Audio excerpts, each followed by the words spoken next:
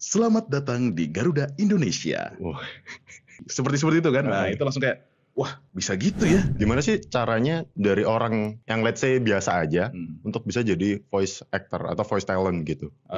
Memang yang pertama itu harus Bisa spill nggak mas? Range gajinya kira-kira seberapa sih? Ratusan juta gitu per bulan?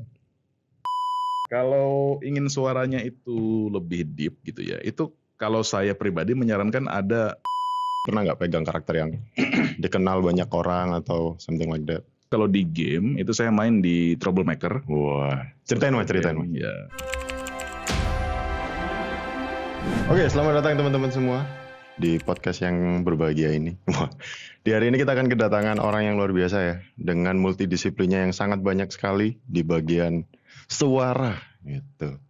Oke, mas, sebelum kita masuk ke podcastnya, bisa kasih nggak gambaran apa sih yang akan orang dapat kalau mau nonton video ini terus sampai habis?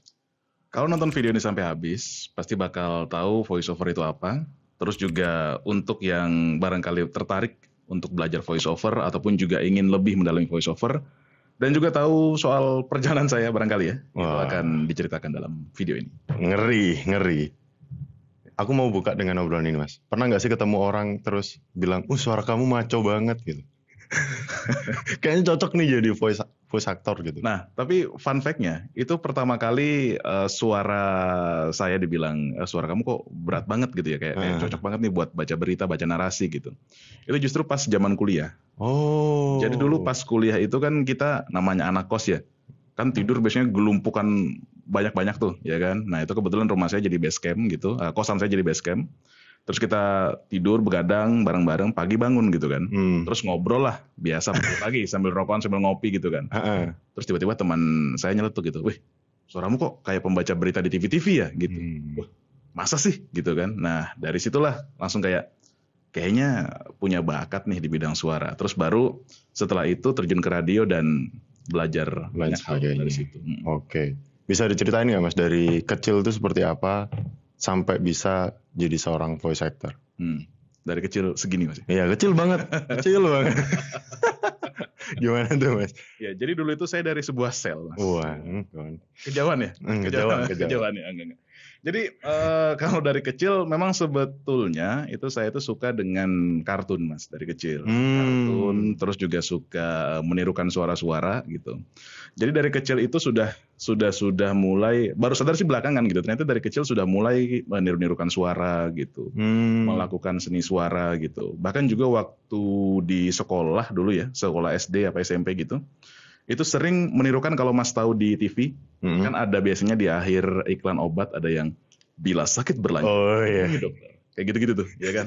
Itu mulai tuh saya tiru-tirukan kayak wah ini kayaknya seru nih, lucu gitu kan.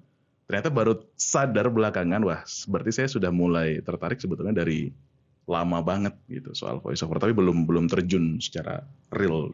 Dulu suaranya cempreng juga gitu nggak mas? Cempreng. Oh iya. Cempreng. Rekamannya ada di komputer sih, ya. Kalau mau tahu rekamannya mungkin bisa ikut kelas saya. Wah, ada kelas juga. Mungkin boleh dipromosikan. Ada. Kemarin baru habis kolaborasi sama Mahaguru. Itu juga ada kelas on demand, bisa di-download ya, bisa ditonton kapanpun. Belajar voiceover dari mana aja gitu. Tapi kalau mau belajar offline juga bisa diatur. Wah, gitu. Lebih enak lagi offline lah ya. Lebih enak lagi offline gitu. Berarti kan mas, tadi kan sempat di-mention pas kuliah, and then bangun pagi kan suaranya agak agak heavy gitu kan. Sampai bisa ada di tipping point, oh ya kayaknya cocok banget nih jadi voice actor. Apa sih yang ngebuat, selain dari teman tadi ya, apa sih yang tertarik banget, hal yang menarik di bagian voice actor? Sebetulnya kalau terjun langsung ke voice overnya atau voice actor atau voice talent, lebih umumnya voice talent. Oke, baik. Itu karena keadaan sebetulnya mas, karena keadaan serius. Jadi awalnya itu saya di 2016 itu masuk ke dunia radio awalnya. Jadi saya siaran di 2016. Nah baru dari dunia siaran itu belajar gimana artikulasi, gimana intonasi, gimana cara membaca kalimat, membaca kata gitu kan. Yang selama ini mungkin membaca misalnya kata bertanggung jawab itu cuman kayak bertanggung jawab gitu aja. Tapi ternyata kalau kita membacakan berita atau membacakan narasi ada nada-nadanya seperti bertanggung jawab. Seperti itu. Kita mainkan ada nada rendah, tinggi, turun dan semacamnya gitu kan. Terus kemudian Baru di 2020 gara-gara COVID. Lagi-lagi nih. Dulu berarti sempat jadi semacam karyawan gitu atau emang dari awal? Karyawan di radio. Oh, di Penyiar radio. Radio dan juga bagian produksi, kebetulan produksi audio gitu. Nah, gara-gara COVID itu akhirnya jam siaran dikurangin. Terus juga ya kantor waktu itu ada masalah gitu lah soal keuangannya ya, COVID semuanya kena. Wah, pasti. Semuanya kena masalah gitu kan gara-gara COVID kan. Akhirnya banyak di rumah dan berpikir kayak waduh ini kalau gini doang kayaknya hidup sulit banget gitu kan. Apa sih yang bisa dijual gitu. Akhirnya mencobalah menjual suara gitu. Menjual suara, sebuah kalimat yang sangat unik. Menjual suara. Pasti kepikiran nggak sih, oh ternyata suara bisa dijual. Itu dari mana kepikiran itu? Nah, kalau dari mana tahu itu, ini shout out untuk mentor saya juga dan juga teman yang sangat mantap nih, support banget Mas Bimo. Mas Bimo. Wah, itu Bimo. Terkenal sekali. Terkenal sekali. Gara-gara beliau bikin konten yang selamat datang di Garuda Indonesia. Wah. Kepada para penumpang yang kami hormati. Seperti itu kan. Nah, itu langsung kayak wah, bisa gitu ya. Kayak terus karena dulu pernah dibilangin teman kan kayak suaranya berat gitu. Ya over PD lah bilang kayak wah, kayaknya saya bisa nih jadi voice talent juga gitu. Akhirnya dari situ termotivasi dan melihat ada peluang kalau suara itu bisa dijadikan sumber penghasilan. Oke, berarti secara nggak langsung Mas Bimo ini jadi semacam role model juga ya? Yes, role model juga dan juga yang kalau boleh bilang bertanggung jawab ya Mas Bimo ya, kenapa saya bisa terjun ke dunia voice talent. Tapi orangnya baik banget kok, kita ngobrol dan juga sangat suportif Mas Bimo, keren. Itu ada kelas sendiri atau emang mentoring atau kenalan aja gitu? Kalau awalnya itu karena sok-sok di Instagram aja gitu kan, kayak nge-follow Instagramnya segala macem. Terus baru beberapa tahun belakangan itu ikut kayak kelasnya Mas Bimo, kan dia punya Voice Institute Indonesia kan. Nah itu di situ baru mulai belajar, mulai kenal juga dan juga mulai lebih dalam lagi lah soal VO dan juga industrinya di situ. Oke. Let's say gini Mas, aku juga cerita dikit ya. Aku memang tertarik banget sama dunia voice acting.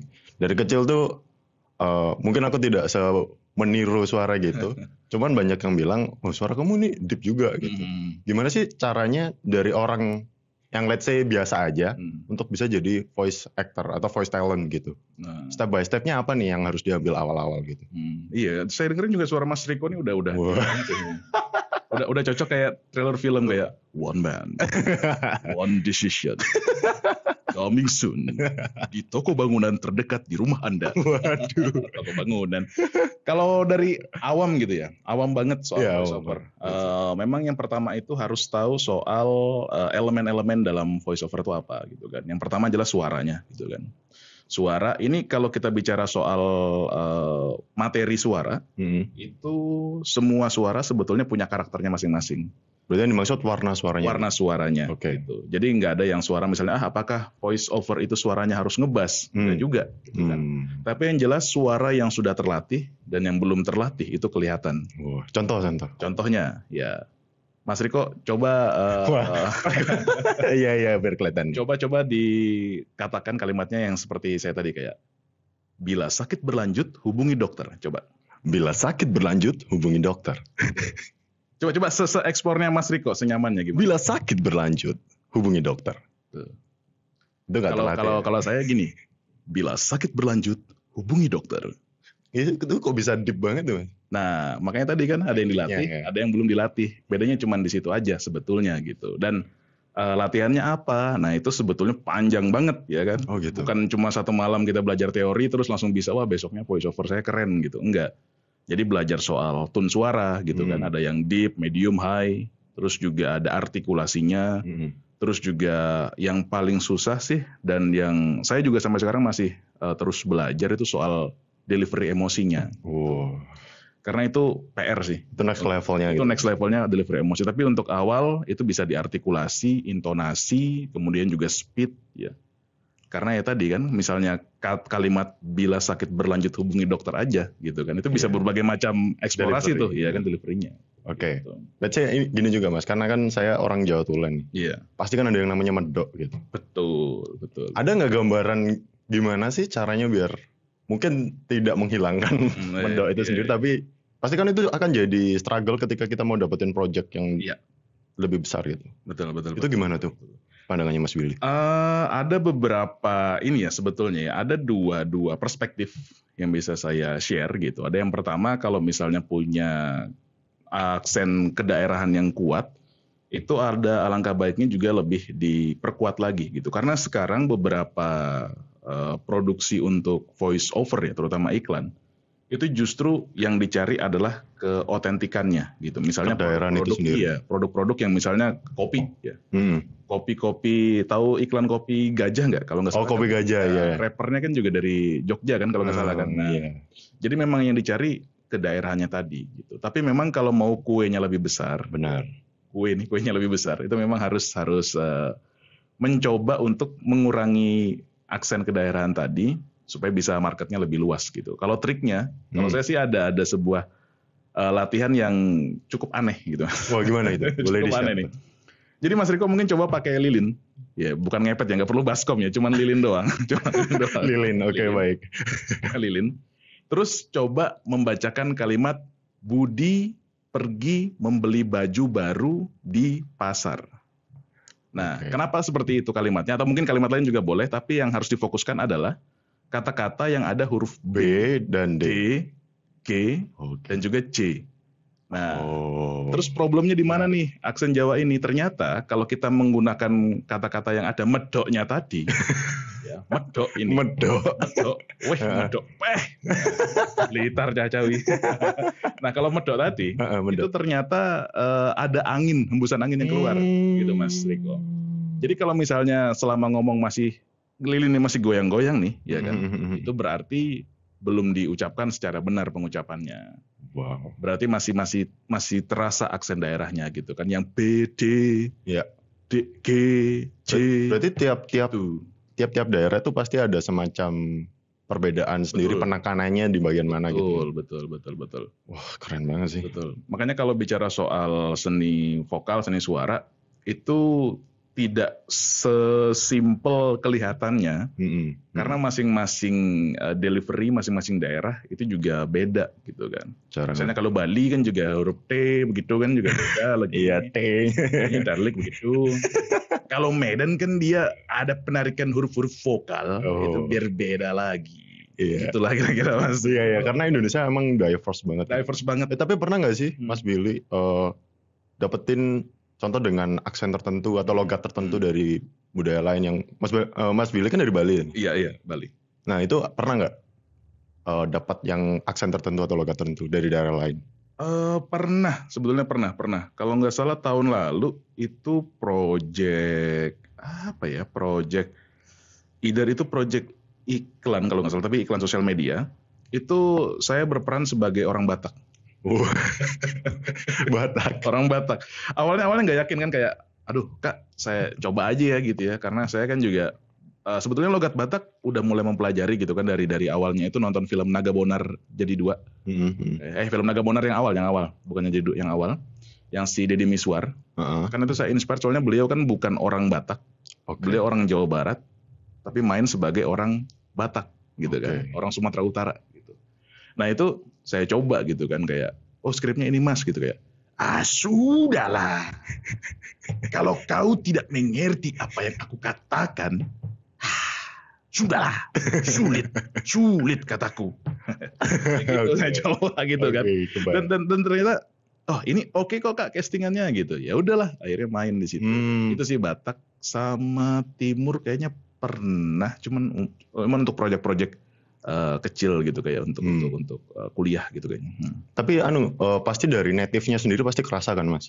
Kerasa. Oh ini sepertinya memang bukan orang Batak nih, contoh. Iya. Itu nggak masalah juga atau gimana?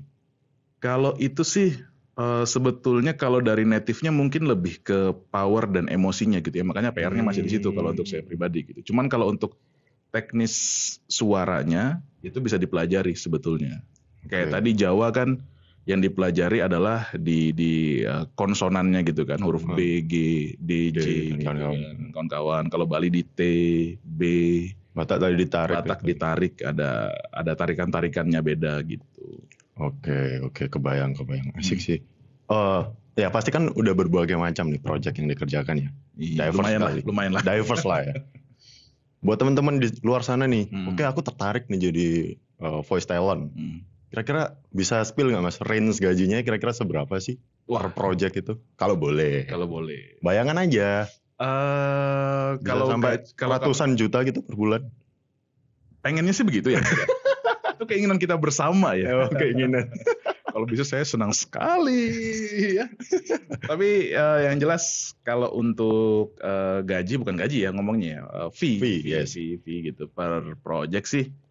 Kira-kira itu kalau untuk satu project ya untuk makan sebulan di Malang bisa lah. Wah. Ya, makan yang normal ya, bukan makan tiba-tiba sushi teh gitu, enggak ya, enggak dong. Sushi teh paling sehari doang. Oh gitu.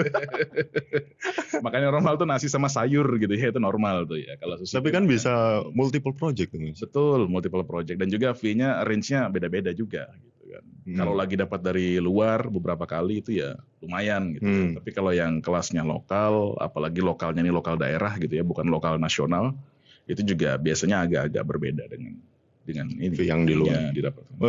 Mungkin kita lagi bahas tentang fee di luar. Coba kasih gambaran. Maksudnya di luar ini di luar Indonesia kan? Bener, luar Indonesia. Berarti dapat bahasa Inggris gitu berarti? Ngomongnya bukan, ngomongnya tetap bahasa Indonesia, tapi mereka perusahaan luar negeri yang membuat campaign di Indonesia. Oh, I see. Kan banyak tuh, kayak misalnya kemarin apa ya, Zespri, saya ngerjakan yang buah kiwi itu. Buah kiwi. Nah, saya tuh yang jadi juara buah kiwi kayak, hey, lihat stiker Zespri kita.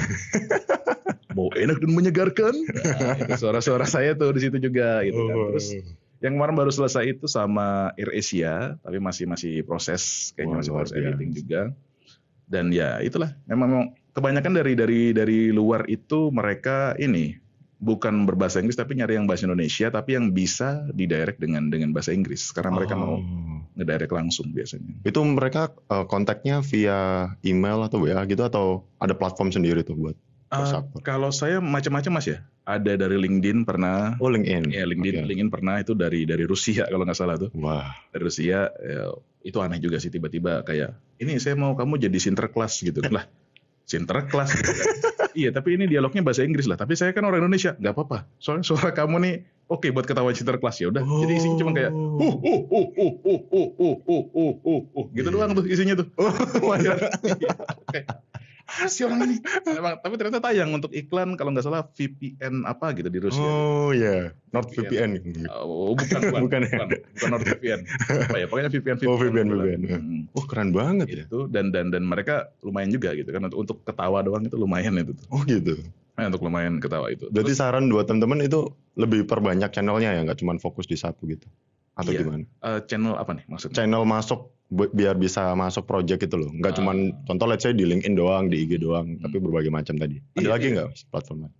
Kalau saya ada di Fiverr juga. Oh, Fiverr. Di Fastwork juga ada. Terus di mana lagi? Banyak lah beberapa website, voice.com apa gitu juga. Itu juga saya daftar member juga di situ. Karena ya sesuai dengan ini ya, dengan peribahasa lama gitu kan. Banyak jalan menuju Roma gitu kan. Jadi kalau bisa ya coba jalan-jalan yang lain juga begitu. Oke, menarik. Terkait ini Mas, kan pasti ada, bisa dibilang kan sekarang freelance atau solopreneur atau something like that. Pasti kan ada up and downs ya. Iya. Gimana tuh cara navigasi? Contoh bulan ini lagi sepi banget gitu. Ada nggak sih strategi tertentu? Contoh, let's say, aku ngebikin semacam channel YouTube sendiri biar ada income yang pasti atau something like that. Pinjol Mas. Enggak bercanda. Bercanda. Jangan ditiru ya teman-teman. Kaget. Tiba-tiba pinjol, kaget sekali saya ini. Enggak. Jadi kalau soal keuangan saya ini sebenarnya dinasihati juga sama orang tua gitu kan, karena kerjaan kita kan kerjaan nggak pasti gitu. Benar sekali. Jadi ketika 1 bulan itu, anggaplah let's say 1 bulan gitu ya, itu pemasukan agak lumayan, itu harus kita sisihkan lebih banyak gitu.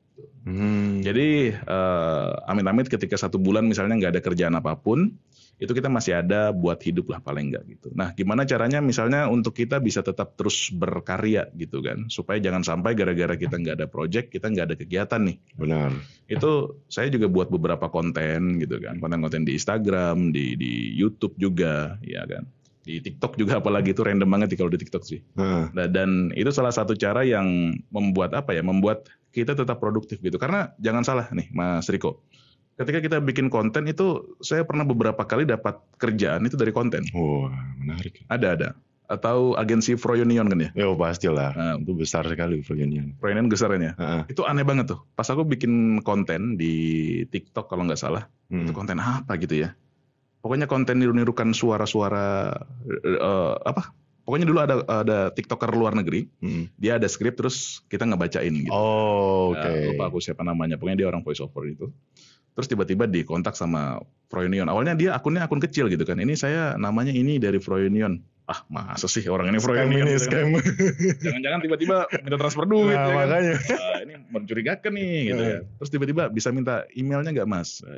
Saya kasih lah email kan, aku kasih email. Terus ternyata di-share skrip, brief segala macam loh. Beneran ternyata. Itu project pertama kalau nggak salah His RH. His RH itu produk perawatan buat cowok tuh. Nah gitu tuh. Dan itu briefnya aneh juga kayak. Ini bacanya agak-agak komedi, nadanya dibikin agak aneh gitu ya. Kan biasa iklan-iklan sekarang dibikin tantangannya gitu ya. Itu dapatnya dari konten-konten di sosial media. Berarti harus banget publikasi suara kita ya. Yes. Bikin konten tadi. Tapi itu juga menghasilkan nggak mas? Maksudnya sebagai passive income kita konten terus gitu? Kalau sekarang sih belum ya mas. Masih belum. Masih belum. Cuman opportunities tadi itu ya. Opportunity-nya lebih terbuka, lebih terbuka. Dan juga kalau misalnya di YouTube gitu ya. YouTube juga kan saya ada podcast juga sebetulnya, ada channel juga. Cuman masih belum terlalu aktif gitu. Itu ya mungkin untuk harapan kedepannya lagi gitu. Tapi yang jelas kalau beraktif konten di TikTok, Instagram, YouTube Short yang semacamnya itu membuka peluang buat kerjaan masuk sih sebetulnya. Benar, setuju. Ya. Oke, ngomongin tentang tadi, contoh let's say udah dapat ya dari proyek dari Froyonion. Tadi contoh proyeknya. Gimana sih ritual tertentu atau apa ya, persiapan tertentu gitu untuk seorang profesional voice talent take videonya, take suaranya gitu. Suaranya, ritual atau ya persiapan lah apa gitu. Mandi kembang gitu. mungkin aja kita nggak pernah tahu. Kita pengen tahu nih mas. Kalau dari saya ngobrol juga dengan teman-teman voice talent yang lain kan, ternyata masing-masing orang itu punya warming up-nya masing-masing sebetulnya. Gitu kan, ada yang dia itu minum kopi dulu, ada yang dia itu. Emang ngaruh mas minum kopi dulu?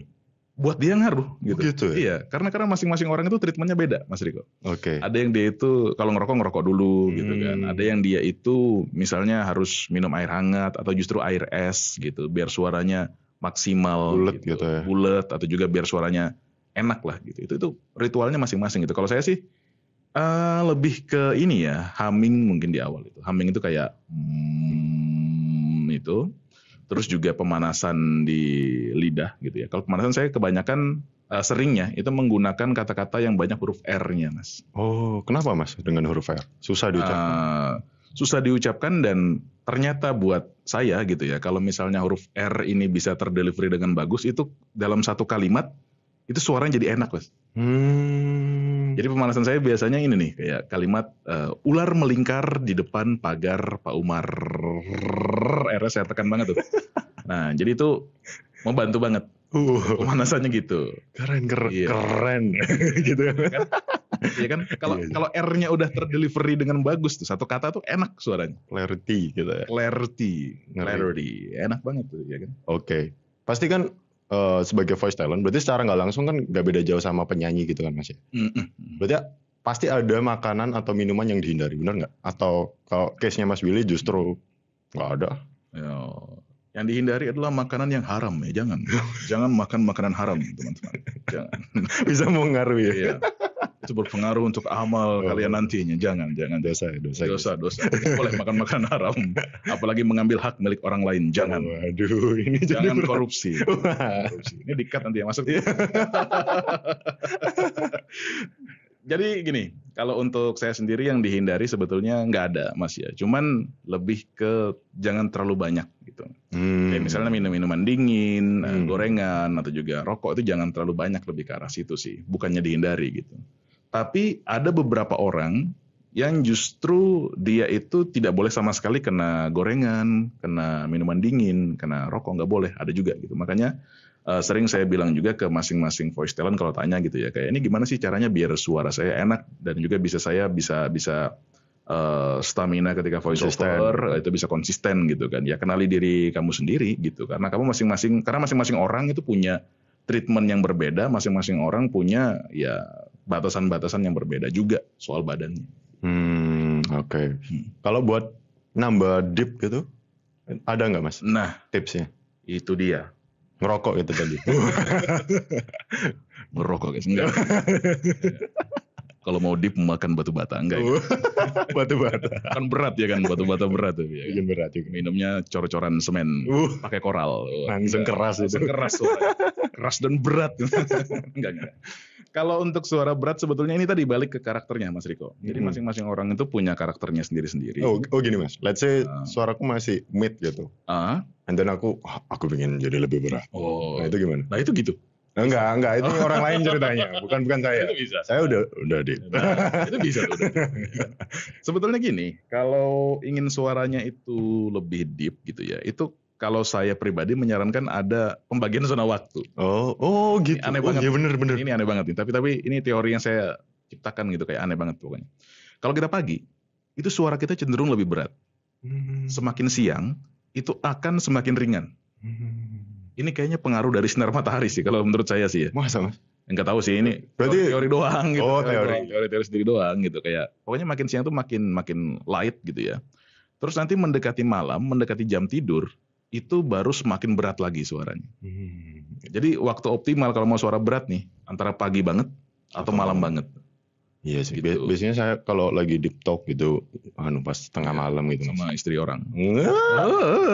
Masih ya. Oke, kita bahas yang lain aja. Share project paling menantang. Menantang dalam hal apa nih menantang? Wah ini sepertinya tidak mungkin untuk dilakukan. Tapi gak apa-apa, kita coba aja. Dan ternyata over deliver. Bisa nggak? Ada nggak? Apa ya? Atau semua project menantang? Sebetulnya semua project itu punya tantangan masing-masing sih Mas Riko sih. Jadi karena ini, kalau saya sih nge-treatnya setiap project itu seperti katanya Panji. Nah, gitu ya. Panji Pragiwaksono. Jangan membeda-bedakan antara panggung besar dan panggung kecil, gitu. Karena nanti kalau misalnya dapat panggung gede, gitu kan, kita mendeliverinya maksimal, giliran dapat panggung kecil, kita bakal ogah-ogahan, gitu. Jadi harus treat secara sama, panggung besar ataupun panggung kecil, gitu. Jadi saya project apapun, itu tantangannya ya sama, saya bedah juga skripnya, kayak misalnya ini, skrip ini, dia mau goalsnya buat anak muda nih, ya kan, ini anak mudanya kayak gimana nih, coba, apakah anak mudanya ini yang kalem, apakah anak mudanya ini yang heboh banget, gitu kan, nah itu dimain-mainkan di situ. Jadi ya tantangannya ada sih, jadi nggak yang spesifik gitu ya. Oke. Kalau ini Mas, project-project yang bergengsi lah, karakter bergengsi gitu, pernah nggak pegang karakter yang dikenal banyak orang atau something like that? Karakter bergengsi. Kalau untuk animasi sih belum ya. Cuman kalau di game itu saya main di Troublemaker. Wah, ceritain Mas. Ya. Udah boleh nggak sih? Diceritain boleh ya? Boleh kan saya kerja di Troublemaker, ada di websitenya udah rilis di website Gamescom Team, itu cast-nya udah rilis di situ. Pemainnya siapa aja gitu ya. Cuman memang kita masih produksi dan 2025 itu baru rilis gamenya gitu. Itu juga informasi castingnya aneh tuh. saya kebanyakan dapat informasi casting aneh-aneh tuh. Jadi bukan dari website voiceover, bukan dari sosial media, bukan dari orang-orang yang nawarin, bukan juga. Dari mana tuh Mas? Grup Discord game. Wah. Kebetulan saya kan gamers juga ya kan. Gamers suka main game juga gitu kan. Jadi di beberapa Discord server gitu kan. Itu ternyata ada beberapa castingan yang juga muncul di Discord server gitu ya, dan casting ini dia tidak dipublikasikan secara umum. Close di Discord itu aja. Iya, Discord server itu aja. Nanti tiba-tiba ditawarin kayak, ini mau coba nggak? Ini bacain ini gitu. Coba gitu kan. Ternyata skripnya kata-kata kotor semua. Ya kan, Troublemaker kan. Cocok banget ya. Ya, sebagai program mendidik Indonesia yang baik ya. Dengan kata-kata enggak. Jadi tapi yang Troublemaker 2 ada berkurang kok kata-kata kotornya. Enggak yang pertama. Yang pertama emang kacau banget. Barbar ya kan. Barbar banget tuh. Nah itu saya coba gitu kan, kayak apalagi biasanya kan saya voice over itu untuk iklan, company profile gitu ya, yang biasanya berwibawa, kalem gitu kan. Tiba-tiba ngomong jorok kayak, dasaran, kayak gitu, ya kan. Gak mungkin saya ngomong nanti di sensor ya kan. Nah, seperti itu kalimatnya. Terus saya coba gitu kan, dan ternyata dapat role untuk main di situ. Berarti kan Mas, di industri game ini opportunity-nya gede sebenarnya. Gede, dan apalagi game Indonesia. Lagi growing juga kan. Growing, dan mereka belum terkoneksi dengan voice talent. Saya kapan hari ikut acara IGDX. Itu banget kan? Ya kan, orang voice over itu ikut Indonesian Game Developer Exchange. Ya kan, ikut itu kan, kayak ngapain kesana gitu kan. Tapi banyak dapat kenalan developer juga gitu, yang kita tukar-tukar kontak juga gitu. Salah satunya juga kenal sama Algorox, Mas Adib Malang ya. Ya Mas Adib, dan juga Mas sopo sih jenenge lali aku. Mas Dani. Ya Mas Dani. Iya. Aku sorry Mas Dani, aku lali Mas. Iya, biasanya topian Mas Dani. Nah, itu kenal gitu ya. Terus juga Bu Riris. Bu Riris yang baru rilis gamenya juga itu ya. Game horror itu ya. My Lovely Empress. Yes. Itu juga. Soul novel. Nah, itu saya ngerasa kayak dengan industri game Indonesia yang semakin berkembang sekarang, ini potensinya sebetulnya untuk voice talent bergabung di sana itu juga semakin gede sebetulnya. Cuman memang belum terkoneksi. Gitu. That's why di Discord aja itu tadi ya. Iya, di Discord aja gitu. Dan kedepannya bisa casting lebih gede lagi gitu. Bener. Dan kenapa saya tanya ke beberapa teman-teman yang developer yang masih kecil-kecil gitu ya. Karena mereka kebanyakan kan indie. Yes. Jadi belum punya investor, belum punya untuk publisher yang besar gitu. Biasanya publish sendiri aja gitu ya. Jadi mereka takutnya ketika melibatkan ada elemen-elemen kayak aktornya, voice aktornya, ini bakal membengkak nih budgetingnya gitu ya. Akhirnya seperti itu. Nah, tapi makanya saya juga di Malang ini sering-sering bilang juga ke teman-teman voice talent gitu, kayak kalau misalnya untuk game lokal atau juga produksi lokal, karya lokal lah gitu ya. Itu kita jangan nembak tarif dulu gitu. Oh, menarik tuh. Karena yang harus dipikirkan adalah jangka panjang kalau saya pikirnya begitu. Karena apalagi industri yang baru grow nih, industri digital, game, animasi, dan kawan-kawannya ini, kalau di awal udah ditembak tinggi banget nih untuk karya lokal nih ya kan. Takut jadi. Nah, takut, dan juga orang juga mau berkembang kayak, mending saya pakai AI aja gitu kan. Nah, takutnya malah ke arah sana. Tapi kalau misalnya untuk industri yang udah nasional, udah ada publisher, udah ada investornya, ya itu negosiasi masing-masing lah. Angkanya atur masing-masing lah kalau itu. Oke, baik, gitu. Baik. Ya intinya lokal kita bantu dulu lah ya. Benar. Oke, gini Mas. Kan pasti proyeknya macam-macam nih. Ada berbagai macam. Maksudnya ada yang tadi jadi narator, jadi karakter gitu kan. Dengan proyek berbagai macam itu, kan pasti lompat jadi karakter yang berbeda-beda. Itu pernah nggak sih ngerasa kayak, anjir gue burn out banget gitu contoh. Atau apa gitu. Kerasa malas atau gini deh. Gimana cara ngelawan burn out itu?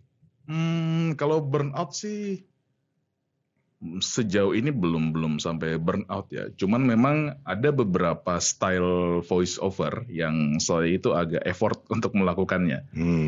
Karena suara kita kan deep ya, Mas Riko ya.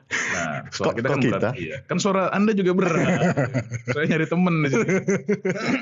Iya. Nah, jadi karena suaranya agak berat, itu ketika mendapatkan brief untuk suaranya tinggi atau ceria, itu agak keberatan. Bukan agak keberatan sih, agak effort lah gitu. Ntar ya Mas Yamil. Ya silakan.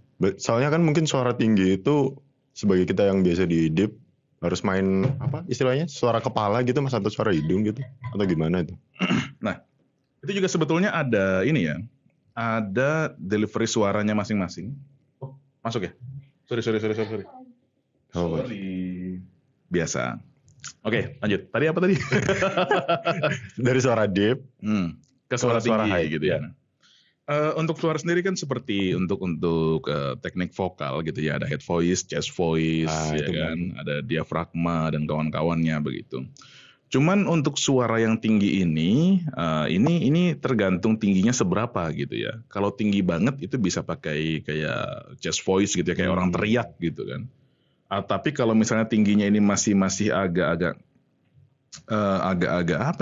ada deepnya sedikit, itu bisa pakai diafragma juga gitu. Itu udah teknis sekali ya. Teknis. Dan ini kalau disuruh nyeritain detailnya kayak ini teknisnya gimana sih untuk mengeluarkan suara gini, waduh itu agak-agak sulit juga. Itu harus ikut kelasnya Mas Willy. Betul. Jangan lupa. Itu kelas. Enggak. Oke, tadi sempat dimention sesuatu yang sangat teknikal ya, let's say. Pasti kan ada kayak dari klien gitu, let's say. Pasti mereka minta standar yang sangat tinggi. Lalu kita coba deliver dan ternyata gagal gitu. Kurang cocok nih, revisi. Gimana cara menanggapi sebuah revisi? Apalagi di dunia kreatif kan pasti banyak tuh Mas, revisi. Betul. Kalau untuk saya sih revisi itu adalah hal yang pasti muncul ya kalau kerja di dunia kreatif ya. Mau itu voice over ataupun juga dunia animasi apalagi ya kan, pasti juga akan ada revisi-revisi gitu.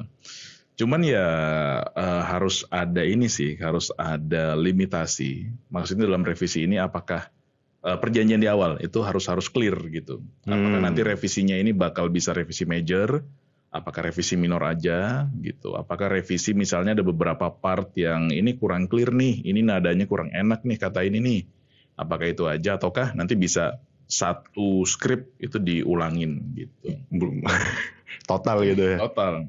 Itu bisa jadi. Bisa jadi, makanya tergantung kerjasama di awal gitu kan. Kayak ini perjanjiannya nanti gimana nih gitu. Apakah nanti kalau revisi ulang nih kita bikin ulang, skripnya ganti baru, ada tambahan fee, ada add-on gitu ya. Ada add-on, nah itu harus di-clearkan sih di awal. Tapi cara menanggapinya berarti harus dengan lapang dada dan profesional. Ya pasti ada Mas soalnya Mas. Kalau tidak ada revisi itu ya, itu keajaiban tuh. Tapi beberapa kali sih jarang ada revisi saya. Saking bagusnya soalnya. Enggak, opsinya ada 3. Oh, itu menarik tuh. Berarti tipsnya adalah kita kasih opsi dulu sebelum direvisi. Nah, betul. Jadi psikologinya gini. Orang kalau dikasih satu benda, dia bakal fokus ngelihat satu benda ini. Tapi kalau dikasih 3 benda, dia bakal memilih mana yang better dari 3 benda. Jadi kita ngasih 3 opsi gitu kan. Orang misalnya nggak suka opsi 1, opsi 2 kayaknya lumayan, opsi 3 jelek banget nih, 2 aja lah. Nah, itu ya. Minimalisir revisi. Cara ngakalin revisi. Iya. Kalau animasi susah sih Mas. Susah Mas. Susah lah. Nggak mungkin kita kasih juga opsi. Itu melelahkan sekali. Tapi kalau di voice emang ya salah satunya bisa pakai itu tadi. Betul, triknya itu.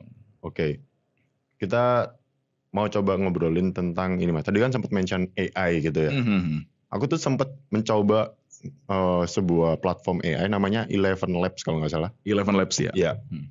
Eleven Labs itu aku udah cek dan dia kualitasnya gila banget Mas. Bagus menurut gue ya.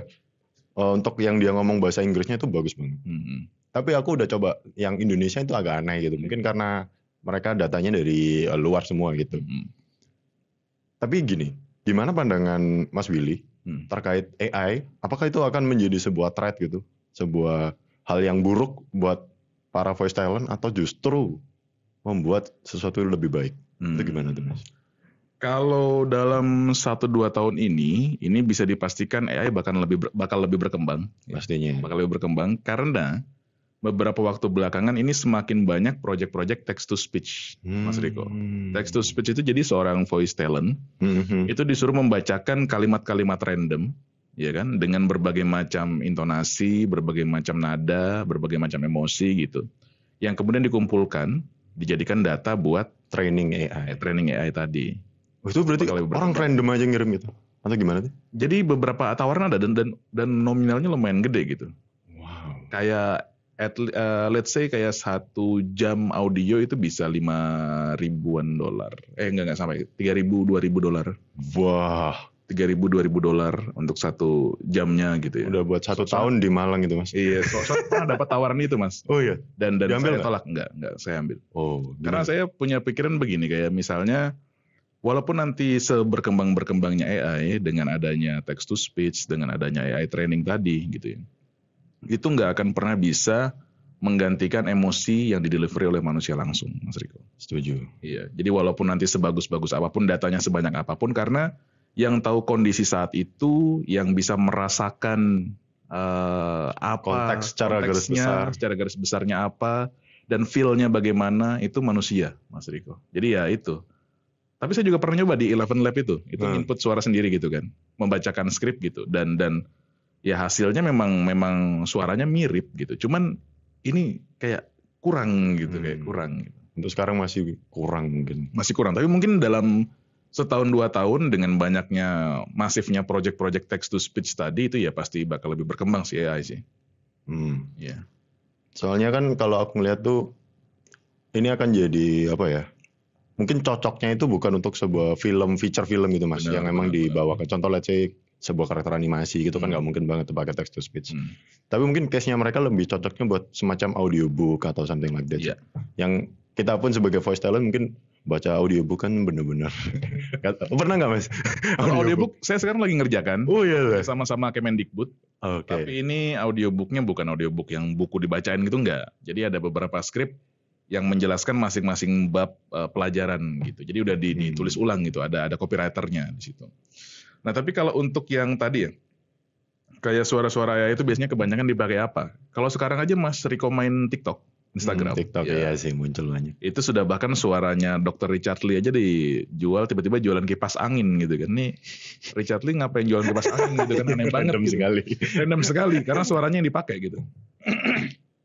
Gitu. Jadi suaranya yang dipakai dan ya tadi semakin kedepannya semakin apa? Semakin berkembang pastinya ya. Ada harapan nggak mas dari Mas Willy sendiri terkait ini harusnya ditata dengan baik secara hukum atau something like that untuk menjaga autentiknya dari karakter suaranya Mas Willy itu sendiri. Iya. Kalau untuk dari voice talentnya sendiri, ini sekarang sedang proses gitu ya, teman-teman di Jakarta juga lagi proses. Kita mencoba untuk adanya standarisasi dari BNSP gitu ya. Apa itu BNSP? Badan Nasional Sertifikasi Profesi kalau nggak salah. Oh, oke. Itu nama singkatan. Kalau nggak salah ya. Kalau salah ya googling aja. Kalau nggak salah itu. Nanti muncul yang benar. Nanti muncul ya kalau nggak salah itu. Nah itu supaya ada standarisasi dalam VO gitu, voice talent lah lebih umumnya gitu. Jadi misalnya dalam kemampuannya bagaimana, deliverynya bagaimana begitu. Tapi kalau untuk tadi pertanyaannya ini apa? Secara legal lah. Secara legal ya untuk hukumnya. Bicara hukum ini agak-agak tricky ya. Ya, begitulah ya. Yang TikTok Shop aja begitu ya. Lagi mau bicara AI, ini agak-agak berat nih. Kita belum sampai ke AI kayaknya, Mas Riko ya. Oh gitu. Kita masih ngomongin aduh gak jadi ngomong lah. Jangan di sini. Jangan di sini. Takut saya mau nyeletuk, takut. Enggak. Ya jadi kedepannya sih harapannya memang harus ada regulasi ya gitu ya. Kayak misalnya orang-orang yang mau menggunakan AI itu harus dengan tanggung jawab gitu ya. Karena jangan sampai ada orang-orang yang punya suara gitu ya. Terus tiba-tiba suaranya dipakai buat yang lain kayak tadi tuh Dr. Richard Lee yang jualan kosmetik tiba-tiba jual kipas angin harga 85.000 gitu kan. Ini kayak kalau orang-orang yang nggak ngerti gitu ya. Kalau kayak kita mungkin aware gitu kan kayak ini nggak mungkin Richard Lee ini AI nih. Ya. Kalau orang yang di rumah masih internetnya 3G, ya kan? Soalnya tempat saya masih 3G 4G tuh tempat saya tuh. tempat di Kalimantan, Mas. Oh, oke. Serius tuh, bukan IKN ya, Kalimantan lainnya gitu. Kalau IKN mah bagus ya. Di IKN aja tapi. Oke, lanjut. Iya. Nah, jadi tadi harus ada regulasi yang jelas gitu ya. Tapi memang kalau misalnya sudah masuk ke tindakan yang merugikan gitu. Kayak misalnya mempromosikan benda-benda yang terlarang atau juga digunakan untuk produk-produk yang misalnya kayak karya-karya atau produk yang tidak sesuai dengan norma hukum di Indonesia gitu ya. Itu bisa banget dituntut sih. Karena itu suara kan juga salah satu aset gitu. Yes, benar. Karena emang ya mungkin kita nggak mungkin bisa nge-slow down teknologi ini. Benar. Tapi kita bisa meregulasi dengan baik dan benar lah. Harapannya kita. Harapan kita semua regulasi. Tapi kalau harapan di industri voice talent sendiri apa? Harapannya jelas tadi ya 100 juta sebulan ya paling tidak ya. Ngeri banget sih. Iya, nggak harapannya ini adalah bisa semakin berkembang dan juga bisa sama-sama berkembang dengan industri yang lain. Karena jangan sampai industri digital yang lain berkembang, tapi talent-talentnya justru mengambil dari luar gitu ya, atau justru menggunakan AI gitu. Karena karena kemampuan orang-orang Indonesia sendiri itu sebetulnya talent-talentnya tidak kalah dengan talent luar. Setuju sih. Kita ngeri-ngeri mas sebenarnya mas. Ngeri sebetulnya, apalagi animasi kan. Saya ada ngerjain ini. Tahu YouTube Dunia Loko nggak mas? Yang mobil-mobilan yang saya pernah saya tunjukin tuh kan. Nah itu kayak Thomas and Friend itu. Kayak Thomas and Friend dan kelasnya mirip-mirip Cars juga udah kan gitu kan. View-nya 30 juta lagi ya kan. Wah. orang Indonesia gitu kan. Nah itu berarti memang potensinya sebetulnya besar gitu. Cuman memang sudah waktunya lah kita berkolaborasi gitu kan, supaya kita bisa lebih baik. Dan namanya kolaborasi ya pasti nanti kedepannya bakal ada komersialisasi gitu ya. Tapi komersialisasi itu adalah tahap kesekian setelah kolaborasi dan juga koalisi gitu ya. Koalisi, kolaborasi, komersialisasi. Oh, iya, 3K. banget. Pilih saya untuk Maju ini malah. seperti kampanye. Iya, buat teman-teman voice talent pun juga harus tetap open itu tadi ya. Benar. Soalnya aku sendiri Mas, contoh ya, let's say aku mau bikin sebuah series animasi gitu, dan kita emang lagi butuh talent, tapi pastinya karena kita studio indie kecil, kita pasti masih butuh bantuan lah di awal-awal. Dan ketika nanti ada voice talent yang mau mencoba membantu kita, wah itu pasti ngeri banget. Kan? Baru nanti dikomersialisasi setelah produknya jadi gitu. Contoh tadi di dunia loko, itu berarti gimana Mas? Awalnya emang dari awal udah dikasih fee gitu atau? Kalau itu awalnya emang di hire, tapi awalnya channelnya kecil. Jadi awalnya itu cuman kayak berapa ya? 10.000, gak sampai 10.000 kayaknya. 10.000? Gak sampai 10.000 anaknya subscribernya. Oh, aku kira dibayar 10.000. Oh enggak dong. Kaget juga. Makanya. Kalau dolar sih mau saya. Oh, itu juga mau saya. Nah itu awalnya ya fee-nya masih kecil gitu ya, kayak ya awal-awal gitu. Cuman pas ketika yang 30 juta tadi itu episodenya tiba-tiba meledak tuh. Itu channelnya naik jadi berapa ratus ribu sekarang ya, 260.000 subscribernya. Terus juga followernya naik, saya juga ikut kena imbasnya juga naik juga. Itu mulai ada fee-nya mulai naik juga gitu. Makanya tadi kalau misalnya bekerja sama itu memang awalnya kita nggak bisa target uang terlalu tinggi gitu ya, fee terlalu tinggi, bukan seperti untuk company profile, untuk iklan yang dia udah settle gitu. Benar. Tapi kalau untuk karya ini kita sama-sama berjalan dari bawah gitu. Nanti ketika di atas sudah gede, nah itu baru kita sama-sama metik di situ. Benar, pasti kebagian lah ya. Iya. Iya. Walaupun kadang ada yang nggak membagi juga sih gitu. Wah. Di awal aja di plok kutu gitu ya. Terus tiba-tiba saya sudah ada duit, kamu pergi. Jangan gitu ya teman. Ada gak Mas? Kan udah tadi ya contoh di apa namanya? Dunia loko. Kan memerankan sebuah karakter gitu. Iya. Ada gak karakter impian yang mau diisi gitu? Contoh nanti ada film, let's say film Disney atau film apa gitu, open cast. Ada gak karakter, aku mau jadi karakter ini gitu? Kalau untuk karakter sih ini ya, saya pengen banget itu salah satunya ini kalau misalnya game mungkin, gak harus dari animasi. Karakter apa ya? Macam apa yang? Kalau karakter yang suka saya tirukan itu salah satunya Venom gitu kan. Oh, Venom. We are Venom. Keren sih. Villain banget nih emang suaranya. Venom.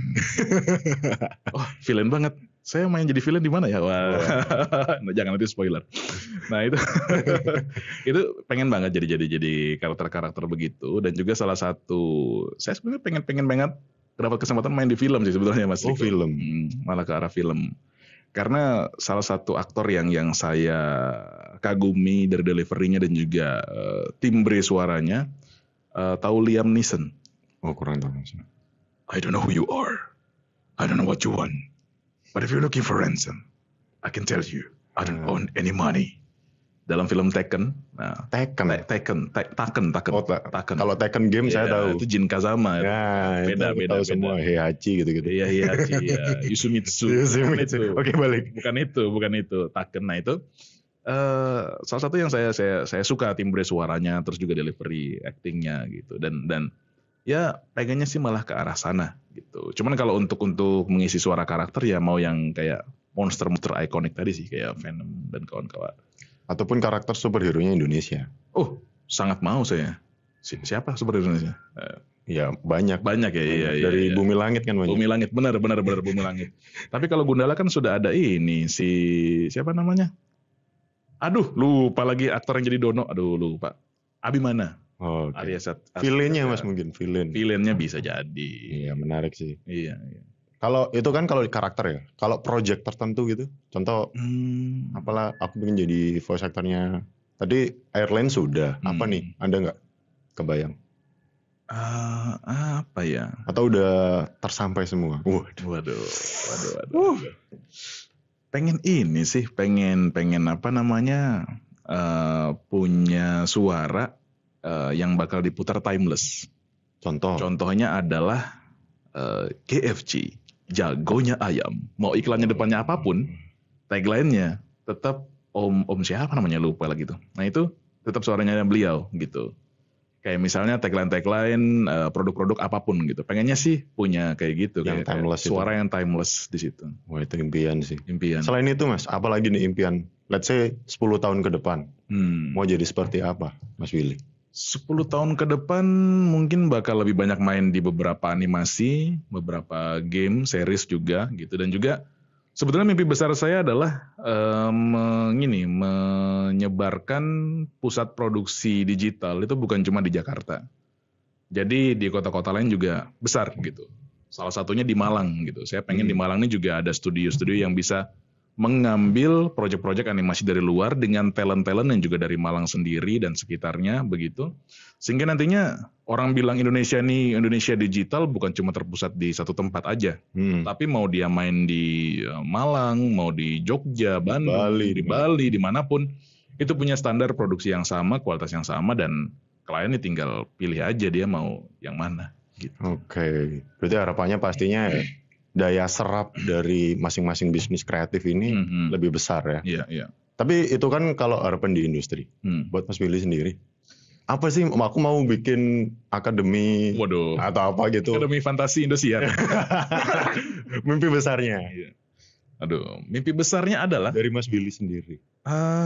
Saya pengen punya studio ya yang integrated dengan animasi dan game. Wow, fokusnya emang mau di situ Mas ya? Iya, fokusnya mau di sana gitu. Dan juga studionya nanti bisa ngerjakan kayak untuk Netflix, untuk Hotstar gitu. Karena Netflix kayaknya masih panjang banget tuh. Mungkin sampai 50 tahun lagi bentukannya doang yang beda. Kayaknya soalnya sistem Mas. OTT nggak ke anime gitu Mas.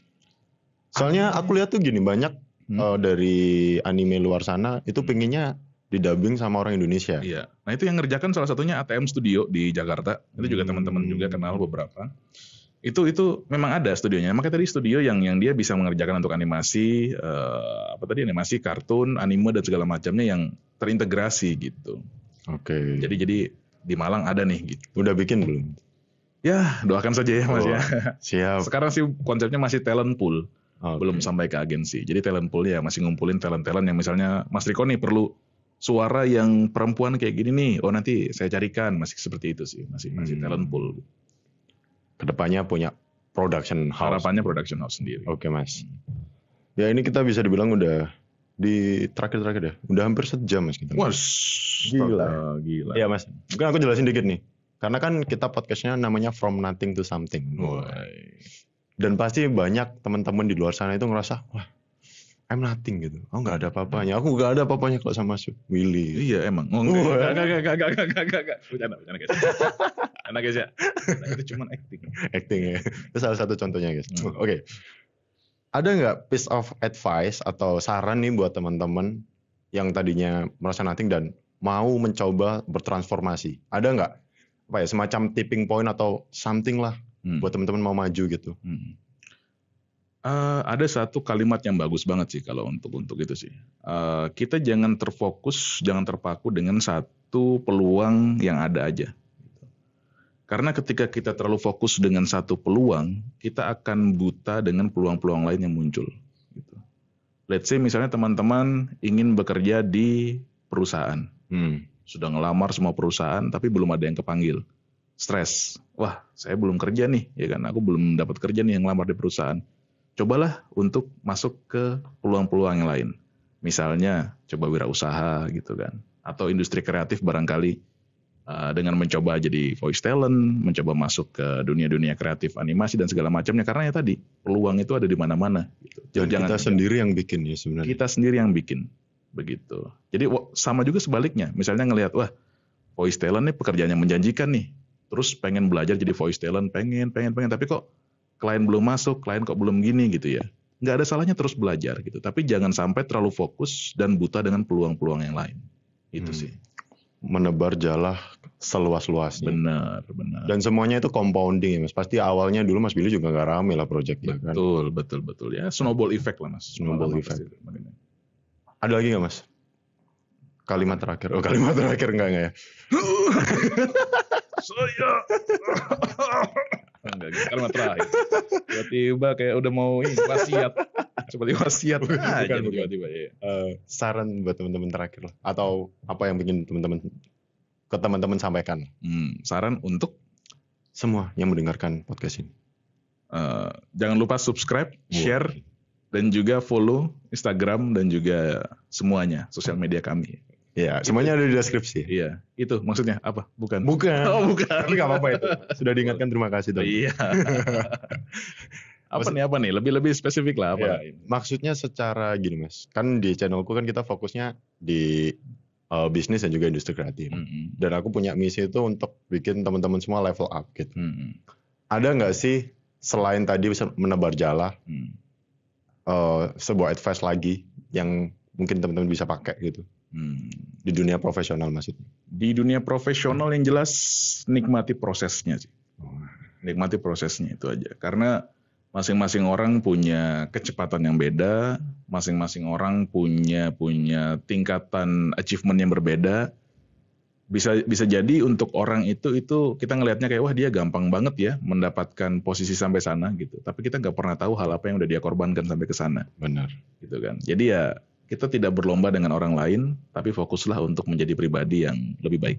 Gitu Fokus ke diri sendiri juga. Jangan terlalu meng-compare ya. Iya. Speed orang beda-beda.